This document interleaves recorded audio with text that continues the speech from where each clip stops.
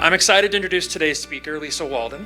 Lisa is a renowned communication and culture expert and co-founder of Good Company Consulting. Her company's mission is to help organizations create workplaces that don't suck, and is motivated by the simple idea that the key to any great business is to put people first. Please help me welcome Lisa Walden.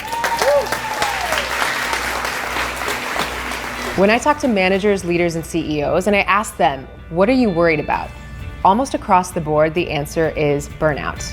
And when we look at the research and the surveys that have been done, not only in the US, but worldwide, that is a major concern as we look at the next 5 to 10 years in the workplace. Don't get me wrong, technology is amazing. I don't know where I'd be without it. But it's had kind of a negative consequence, which is because we can work from wherever, whenever, because there is no unplugging, there is no goodbye client, goodbye guest, like I am leaving and you cannot reach me because there's no way to reach me. You are always reachable. You are always beholden to these people who want to reach out and ask questions and find out about this and that, and did that happen in the vendor? You are literally always available, unless you are very, very clear with boundaries, which is not easy to do. So we have this environment where we can't unplug, and all of these apps and these tools and this technology that was supposed to make it easier for us, that's supposed to make life more efficient and more productive. We're just getting pinged with all these notifications, all these emails. You're trying to respond, but you can't respond fast enough. And you end up feeling like, this is fine. I got this. Everything is totally, totally under control. But maybe not. At work, we've never had more tools and technology to keep us connected, and yet we've seen that in the last 20 and 30 years, the rates of anxiety, burnout, depression, and isolation have absolutely skyrocketed. Remote working has increased by 159%.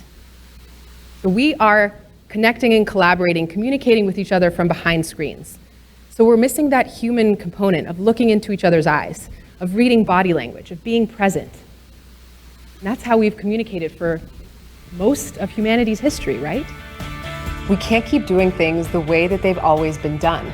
We need to look at the conditions that we're in right now and think, what are some key mindset shifts we can implement to improve productivity, to improve retention, to improve workplace motivation and happiness so that everyone wins, including your bottom line?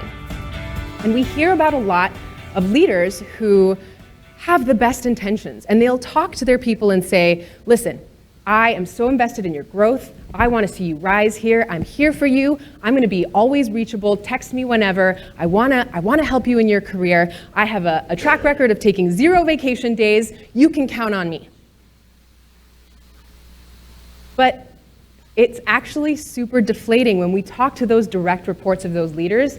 They will say, I don't know, I heard that, and I was like, is that what is expected of me? Am I supposed to not take any vacation days? Am I supposed to always be reachable too?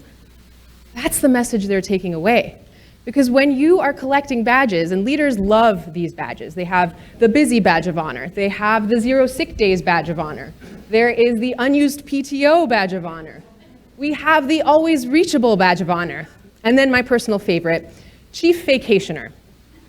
And chief vacationer means you go on vacation and you dial in for meetings sometimes. You just call, I'm just going to call into the meeting. You're answering emails. We've all done this before. I've done it too. But if you're amassing all of these badges, guess what? The people that are working for you think they need them too. So leaders, just think about how that behavior is really impacting the people that you're working with. I want to challenge audiences. I want them to think about things in a way that's different than they've ever thought of before. That means challenging old conceptions of things like leadership, things like workplace culture, and even the way that we communicate with one another. It's actually not as effective as you think it might be, because the golden rule is about you. It's about how you want to be treated. Thinking about, okay, how do I put myself in their shoes and treat people the way that they wish to be treated, which is the platinum rule. And this is especially effective in communication. It's especially effective to motivate and manage teams in the sales world, as you can imagine, because it's not about you. To get a message heard, you should communicate the way that people want to be communicated with. I think there's 2 kinds of people in the world. There's the kind of people in the world who write emails and send them without ever looking at them again. And then there's me, who reads her email 75 times and maybe once more and is like, can you proof this? Because I'm not sure that I did it sufficiently well. I was writing this email that took me like an hour and a half. It was beautifully crafted. There were bullet points. I counted my exclamations. There weren't too many. I highlighted stuff. I underlined things. It was a work of art. It took me, I'm not exaggerating, an hour and a half to write. Sent it. Whew, did it. Done. 1 minute later, the person I sent it to called me back and said, "Hey, Lisa, saw you wrote me a novel. Not going to read that. Do you want to just give me the bullet points right now?" Okay. Sure, Richard, let's chat, let's talk. But since that moment, I have never written him an email again. I call him when I need to have a conversation because I know that is his MO. And I just wasted my time writing this beautiful novel email because he's not going to read it.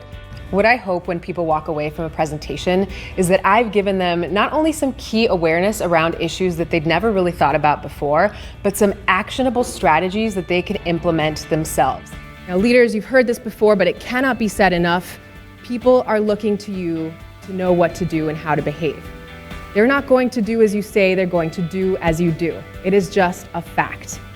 And the reason that they have this top of mind is they look at you and they look at the position that you're in and they're thinking, if I want to get to where he is, to where she is, I need to do what they're doing.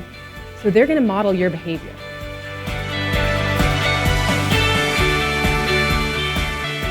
I'm so excited to contribute to this conversation. I'm so excited about the work that we're doing to change the narrative around the workplace, because the workplace doesn't have to suck. You don't have to dread getting up in the morning on Monday to go into work. When you change how you think about work, when you put people at the center of your strategy, when you stop thinking about them as human capital and instead as whole humans, that's when everything changes.